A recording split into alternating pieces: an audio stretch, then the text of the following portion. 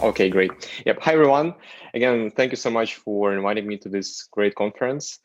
And my name is Andrey. I'm a software engineer in Cisco, and I'm basically the major contributor in Kubeflow. I think many of you heard about this sometimes because this is very popular in MLOps world. And I will talk about the main components in Kubeflow and especially the components with AutoML specific to which is called Katib.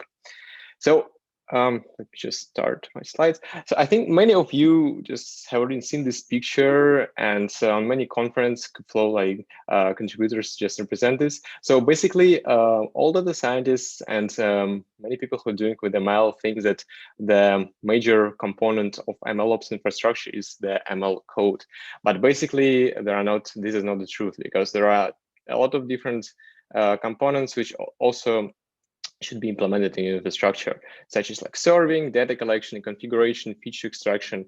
And basically, you can just write your model in a couple of weeks, but you need to spend more than maybe a year or a couple of months to actually implement this model. So in reality, we have a picture similar to this one.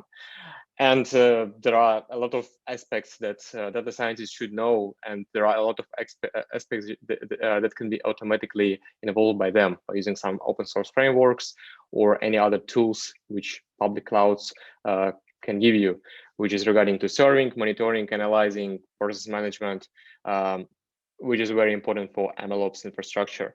And why I'm saying this, because we made a survey recently, and actually on the recent survey, we saw the answers like only 10% of the model in 2020 was successfully deployed into production, which is actually not really good because in general, if you have a really good data scientist team, you want to bring more and more models to production, but you have this overlapping because basically it's hard to make something if you don't have the specialist in the DevOps part of the infrastructure. And the main goal of Kubeflow project is to build portable, scalable, and simple solution for ML. And basically, if we think how we can do it, the best way of doing this is to follow the Kubernetes concept, because Kubernetes actually was invented only for that reason. If you think like a couple of years before, maybe 3 or 4 years, there was a problem. How can people easily deploy some sort of the infrastructure on the production without redoing the same stuff? For example, without creating Linux from scratch or creating the containers. And once we have the containerized system, we can just easily deploy any infrastructure. And if you think about ML has the same principles, because you need to train your model, you need to tune your model, you need to serve the model, and all of this part of the MLOps can be part of the container. So Kubernetes is actually one of the best way to make this solution portable and to make this solution super scalable with all of the features of Kubernetes infrastructure. And if I just go forward, what exactly is Kubeflow is like this is the open source project. We have a lot of people with 20 plus organizations, and there are data scientists, ML engineers, software engineers, product managers, and we have more than 12,000 commits across various components, because Kubeflow actually the combination of different components. And you can install whatever component you want, and you will see in the next slides in my demo. And also we provide the customized manifest. So basically you can deploy this infrastructure on any sort of the private cloud, public cloud, on-prem cloud, or even on a local laptop, because currently Kubernetes provides this solution for just, you don't need to have some fancy clouds.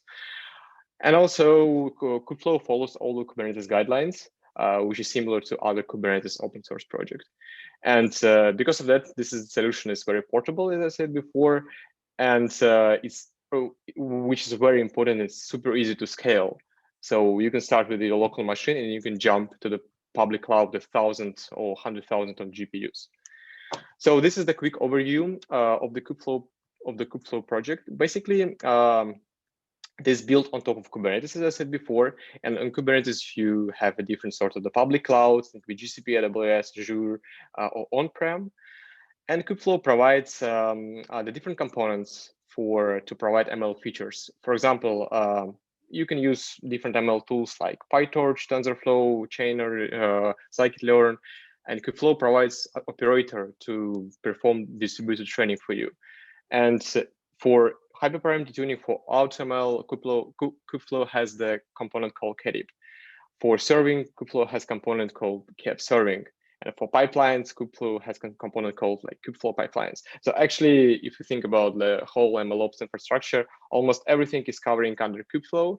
But currently, like there are a lot of components which are under developing, like MLMD and some other parts which should be very important and should definitely part of the MLOps infrastructure. And if we go forward, I just want to be specific to AutoML. And I just want to give a brief introduction. So AutoML basically just a process of automation of ML task. And it includes a lot of different features, which is kind of hyperparameter optimization, neural architecture search, feature engineering, model compression, data preparation. And all of these components can be done by using AutoML. There are a lot of different algorithms which is currently developing, and they are super handy to using in your MLOps infrastructure. And this is the landscape for AutoML. So basically, this is very simple. You have a training data and you have a configuration space, which is basically, you will see in the demo as well, where you define your hyperparameter tuning search space architectures or different features that you want to have. And your optimizers basically provides the different configurations where you can use later on in your training process. So basically, this is the process of AutoML, and then you just use your parameters to actually deploy your model in production. And if we go forward to what is actually Katib, Katib is the open source project as well, and this is Kubernetes native for Kubernetes native project for AutoML. This is the part of the Kubeflow components, and we currently support HP tuning, NAS, and early stopping.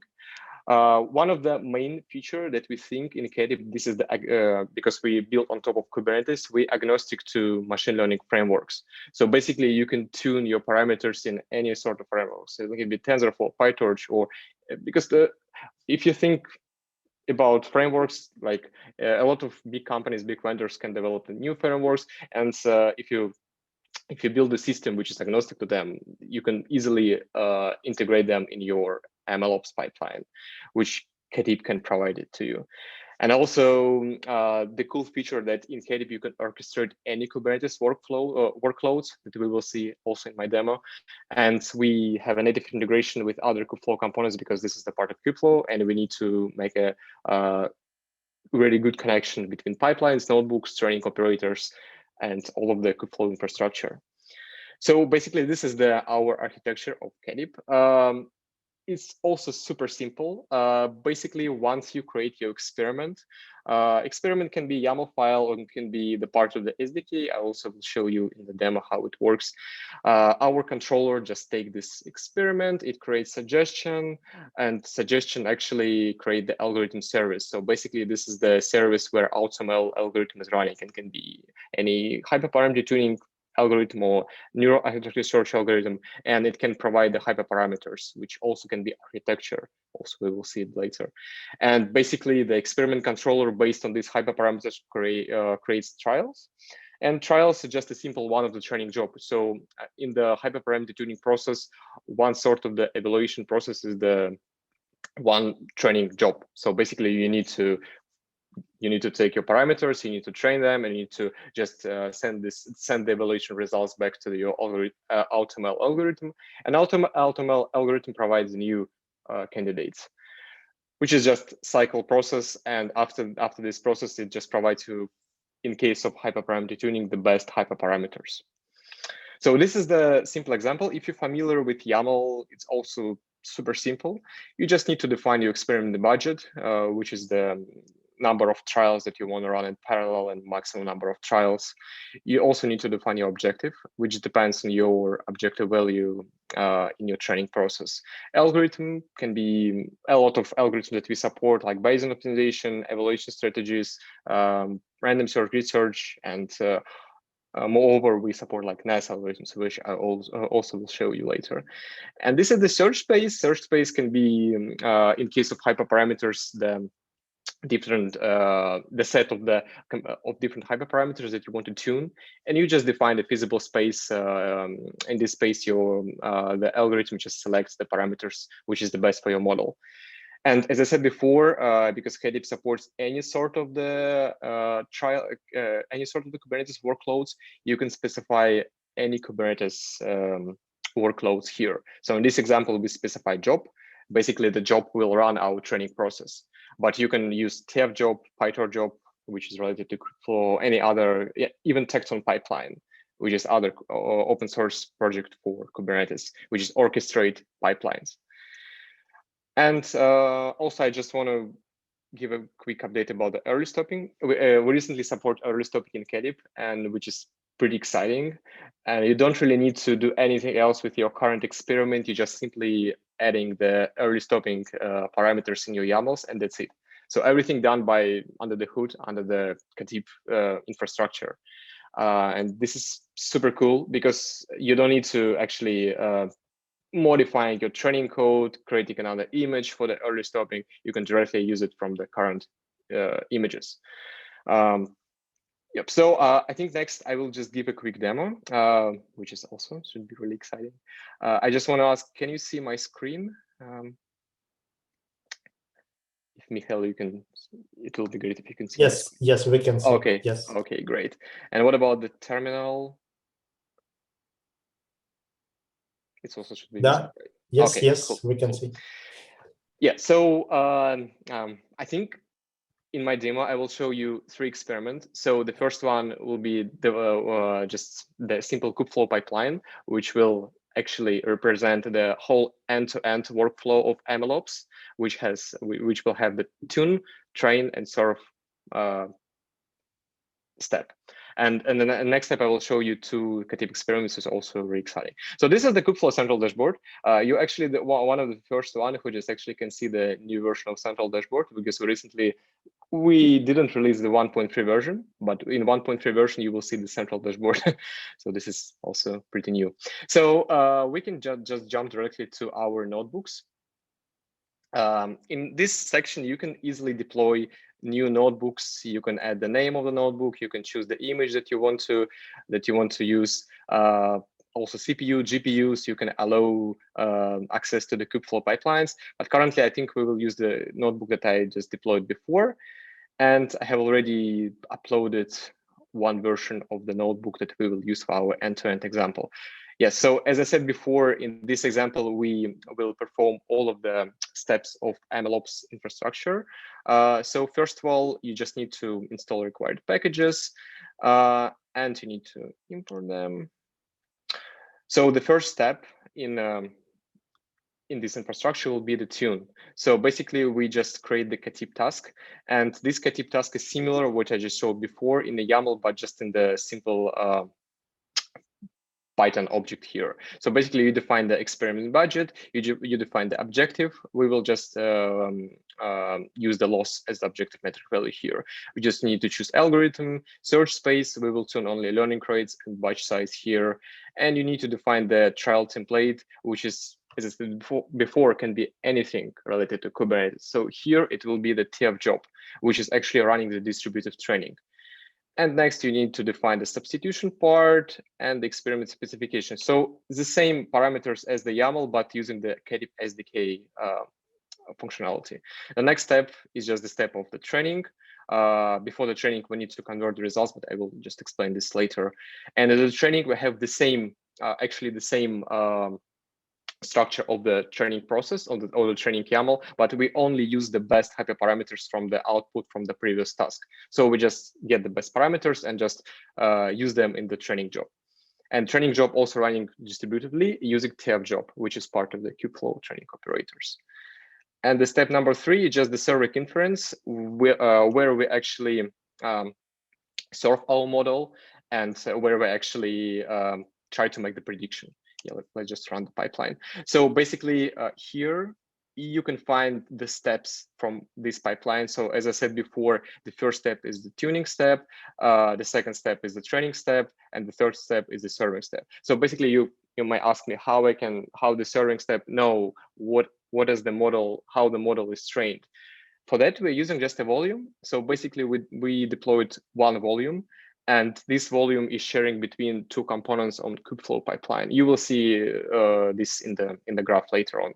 And basically, you can use this model to, you can use this volume to pre-train your model. And after this, you can just serve your model from this volume. Yes, so I think we can open, yeah, you can just simply click, you can just click on this link, and this should open you, 1 second, let me just put it here. Yeah, it should open the Kubeflow Pipelines UI. So basically, this is the model that Kubeflow Pipelines is deployed. And if we click to the logs, we can see the output of the pitch system volume, which is actually created. And of course, if you click to the volumes part, you will see that this is our volume that we will use for the serving and for the training. And this part of the Kubeflow pipeline is just the actually Katib task. So basically, here you can find the logs. You can find the ML metadata. So this is the input parameters that we defined. So as I said, this is similar to YAML structure, but just in the JSON format. So you can just find which parameters you defined and what kind of input information you have for this task. Of course, you can just click to our Katib UI to basically check what's happening with the current hyperparameter tuning process. And here, currently the 3 trials is running because we're running 3 trials in parallel. And what is the plus and great advantage of Kubernetes? You can scale it to the numerous number of trials. So you can deploy hundreds of thousands of trials if you have a lot of GPUs, and you can train it in parallel, which is super efficient. You can also click on the suggestion, whereas actually our random algorithm is running. So I just simply run only random here, just a simple random algorithm. And you can check here which parameters produces by our suggestion. And this suggestion produces 3 parameters in parallel because we specify the budget, as I said before. And also, of course, we can just go to the terminal and we can check, we can just verify that our trials are running.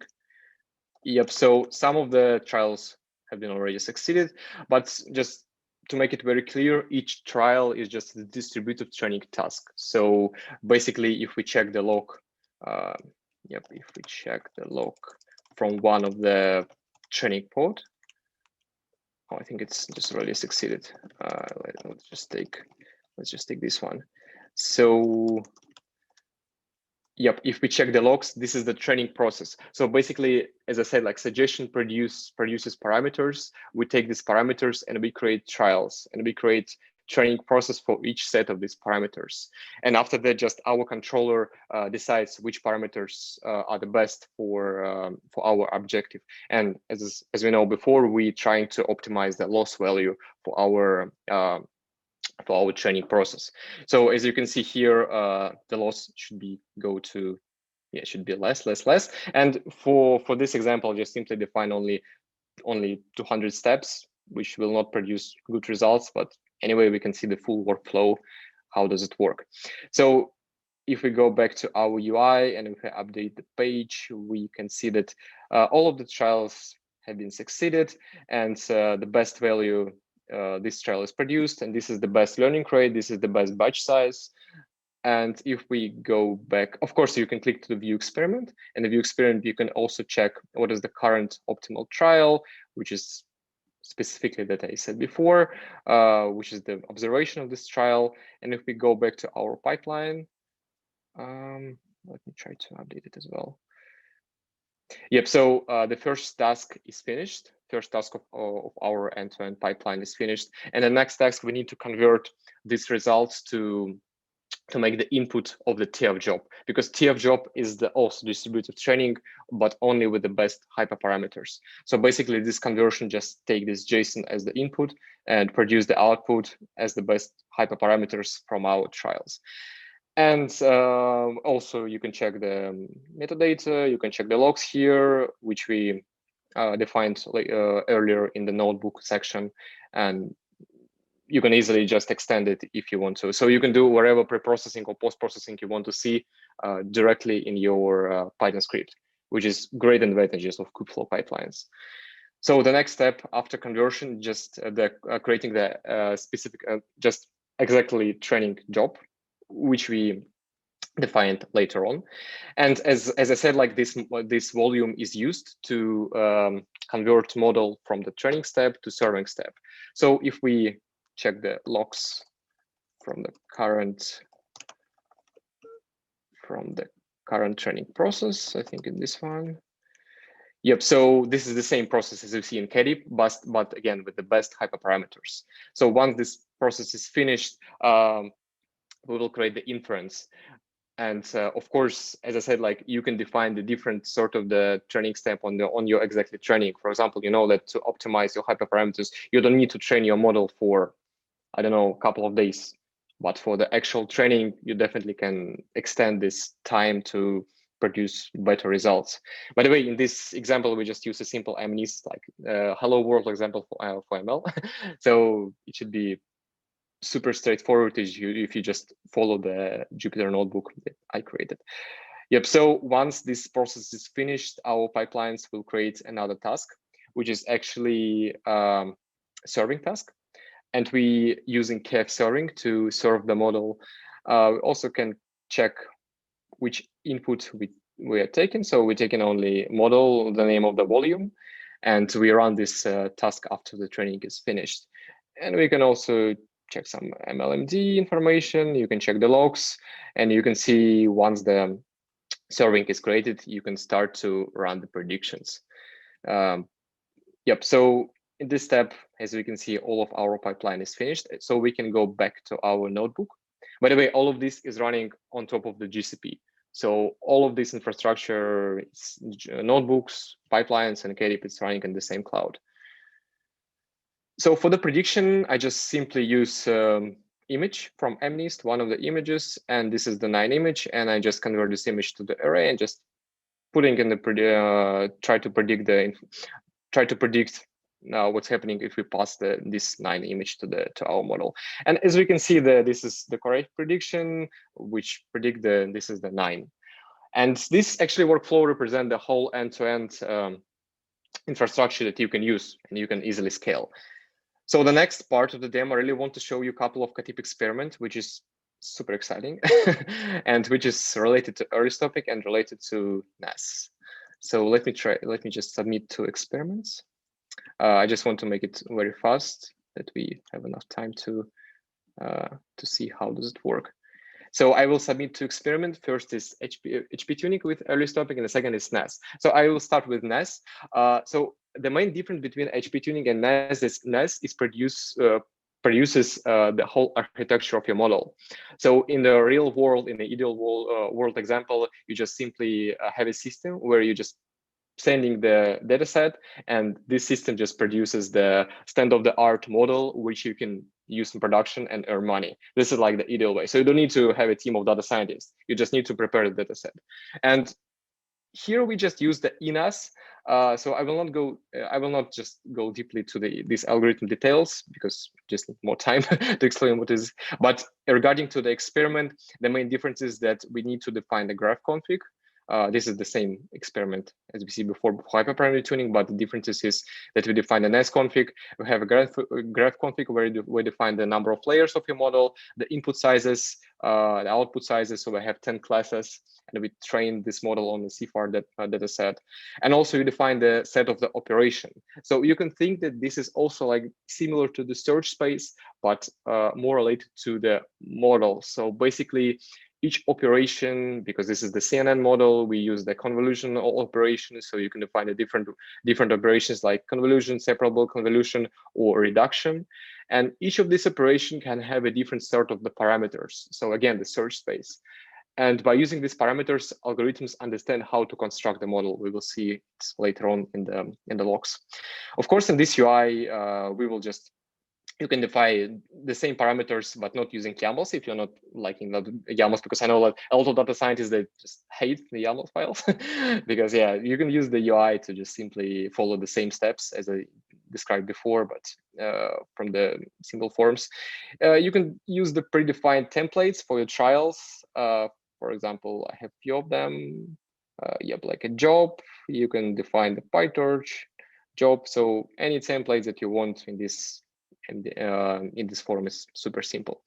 So if we go to our terminal again, and if we check the logs, and I really want to check the logs from our suggestion, because basically in our suggestion, the ENAS algorithm is running. So as I said before, the ENAS algorithm produced the architecture, so the whole model, and how we can represent the model, how we can parsing between different components, we will just convert this model to a string. And this is like interesting, very interesting story. So this is our architecture of the model. So it has specifically 5 number of layers, and it has different numbers, right? And what is the number like 32? But 32, you can find it here. 32 means like separable convolution with this sort of the parameters that algorithms is produce. So basically, our trial is know how to construct model using this representation. And this 0 and 1 means skip connections. I will just can just explain it if you have any questions what is exactly skip connections. But overall, you can construct the model using this neural network. And basically, because ENAS is using reinforcement learning needs to know what kind of reward you have for each trial. So basically, under the hood, this is another model which produces the models. So basically, this model trains based on your reward. So this is the one candidate, basically one trial. And one trial, the running is training process. And once this trial is finished, we know that it has this sort of the reward, sort of the accuracy, for example. And based on this accuracy, the reinforcement learning, the ENAS algorithm is trained. And I think it uses LSTM under the hood. So basically, step by step, you can have the better architecture based on your search space. And if we, for example, check the logs from one of the trials. So for example, this one, by the way, I'm training this on GPU, just one GPU. So as you can see here, as the input, as the input, this is the specific architecture of the model. And basically our trial has the model constructor, which construct the model based on these input parameters. And it trains this model on the CFAR dataset, and it produces the final accuracy, which you use in our LSTM algorithm. And this is the very early, super early. This is not the production ready, but I just want to show you how you can use AutoML in Katib as well. So if you just click here in the monitor, you also can see the whole architecture of your model. So basically, this is the current output. This is not the best output because in ideal way, you can maybe convert the model on an X format or any other TB format that other open source projects are using. But currently, we just represent the model in the graph. And actually, this is lines means skip connections. So, and you can see this model has specifically 1, 2, 3, 4, 5 layers. And it has like global average pooling on the end, but this is the common for the whole, for the all ENAS models. But basically, data scientists can take this model and construct the best model with the best accuracy in the real world. Okay, so if you have any questions, Banas, I can answer later on after the presentation.